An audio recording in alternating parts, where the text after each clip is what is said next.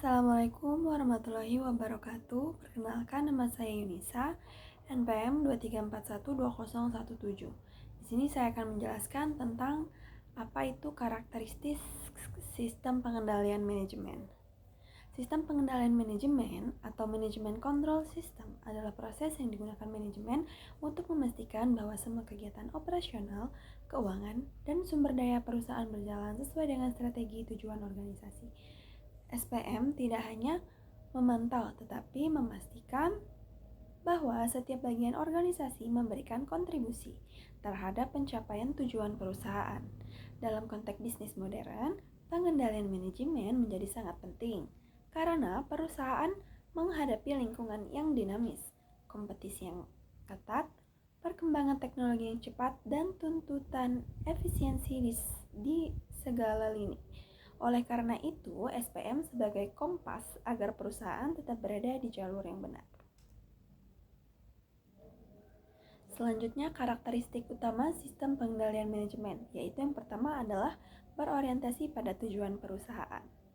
Ini adalah karakteristik paling mendasar. Setiap sistem pengendalian harus selaras dengan visi, misi, strategi, dan target organisasi. Jika tujuan perusahaan tidak jelas, maka pengendalian tidak akan efektif karena ada arah yang ingin dicapai. Contohnya adalah jika perusahaan ingin meningkatkan pangsa pasar, maka sistem pengendalian fokus pada tracking penjualan, efektivitas pemasaran, kepuasan pelanggan, dan kualitas produk. Semua kegiatan diarahkan menuju market share. Yang kedua, yaitu memiliki standar dan indikator kinerja yang jelas. Pengendalian tidak bisa dilakukan tanpa standar yang dijadikan acuan. Standar ini dapat berbentuk, yaitu target angka, misal 1000 unit terjual. Yang kedua, anggaran. Yang ketiga, kualitas produk. Yang keempat, batas waktu penyelesaian. Dan yang terakhir adalah tingkat efisiensi. Kemudian, indikator kinerja atau KPI digunakan untuk menilai apakah standar tersebut tercapai. Contoh, KPI bagian produksi, tingkat cacat produk maksimal 2% per bulan.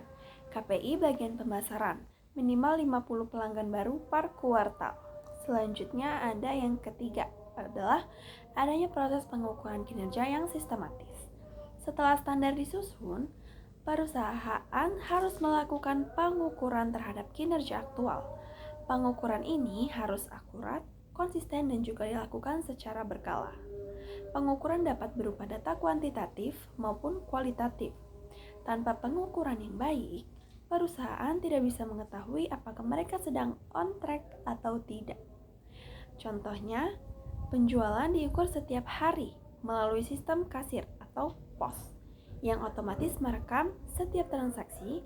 Biaya operasional diukur melalui laporan keuangan bulanan. Yang keempat, memiliki mekanisme pelaporan dan umpan balik. Sistem pengendalian harus menyediakan laporan yang cepat, jelas, dan mudah dipahami. Umpan balik adalah komponen penting untuk mengetahui apa yang berjalan sesuai rencana, apa yang tidak sesuai, dan apa yang perlu kita perbaiki. Umpan balik bisa berupa laporan mingguan, bulanan, bahkan real time dashboard jika menggunakan sistem digital. Contoh, dashboard keuangan menampilkan arus kas harian, persediaan barang, dan penjualan per produk. Jika ada penurunan penjualan, manajemen langsung mengetahui dan bisa bertindak. Yang kelima, adanya tindakan koreksi. Setiap sistem pengendalian yang efektif harus mampu menindaklanjuti perbedaan antara target dan realisasi. Ketika terjadi penyimpangan, manajemen harus mengambil langkah korektif, misalnya melakukan revisi strategi, menambah pelatihan karyawan, memperbaiki proses kerja, meningkatkan teknologi, dan mengurangi biaya yang tidak diperlukan. Contohnya adalah jika produksi sering terlambat. Tindakan korektif bisa berupa penambahan shift, perawatan mesin, dan evaluasi kinerja operator. Yang keenam, mencakup semua bagian organisasi. atau komprehensif. Sistem pengendalian manajemen tidak hanya mengendalikan satu bagian, tetapi seluruh fungsi organisasi, mulai dari pemasaran, keuangan, produksi, sumber daya manusia, logistik, pelayanan pelanggan, dan administrasi. Ini karena setiap bagian memiliki peran dalam mencapai tujuan perusahaan. Contohnya, ketika perusahaan ingin meningkatkan kualitas produk, tidak hanya bagian produksi yang diperbaiki, tetapi juga pembelian bahan baku, standarisasi kualitas, pelatihan karyawan, dan servis purna jual. Selanjutnya adalah bersifat fleksibel dan adaptif. Lingkungan bisnis berubah sangat cepat. Sistem pengendalian manajemen yang baik harus dapat menyesuaikan perubahan seperti tren pasar, teknologi baru, kebijakan pemerintah, perubahan harga bahan baku, dan intensitas persaingan. Contohnya adalah saat tren digital marketing meningkat, perusahaan mengubah KPI dari penjualan offline menjadi penjualan engagement rate online, website traffic, dan conversion rate. Selanjutnya, mendorong perilaku yang efektif atau behavioral control. Sistem pengendalian manajemen tidak hanya mengatur proses, tetapi juga perilaku manusia di organisasi. Sistem pengendalian manajemen juga harus mampu, yang pertama, memberikan motivasi, mengarahkan perilaku, mengurangi kecurangan, meningkatkan rasa tanggung jawab. Ini biasanya dilakukan dengan pemberian insentif, reward, punishment, and sistem penilaian kerja. Contoh, bonus diberikan kepada karyawan yang mencapai target KPI. Sebaliknya, keterlambatan berulang mendapatkan teguran tertulis. Selanjutnya ada terintegrasi dengan perencanaan atau yang biasa kita sebut dengan planning. Perencanaan adalah pengendalian dua hal yang saling terkait. Perencanaan menetapkan apa yang harus dicapai. Pengendalian memastikan rencana tersebut berjalan. Jadi, jika tidak ada hubungan antara planning dan controlling, perusahaan akan berjalan tanpa arah. Contohnya, pada awal tahun, perusahaan membuat anggaran atau yang kita sebut budget. Sepanjang tahun, sistem pengendalian manajemen akan memantau realisasi dibandingkan dengan budget tersebut. Selanjutnya, yang ke-10 adalah didukung oleh teknologi informasi. Perusahaan modern menggunakan teknologi untuk mempercepat proses pengendalian. Contoh teknologi sistem pengendalian manajemen yang pertama ada ERP atau SAP, Oracle atau Odoo. Sistem absensi online, dashboard KPI digital, dan sistem akuntansi seperti Accurate dan Jurnal.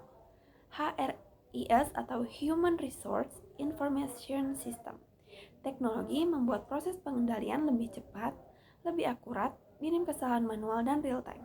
Contoh adalah supervisor produksi bisa memantau jumlah output mesin langsung dari dashboard tanpa harus datang ke lantai produksi. Selanjutnya adalah contoh kasus komprehensif, yaitu kasus perusahaan minuman atau Fresh Day Beverage.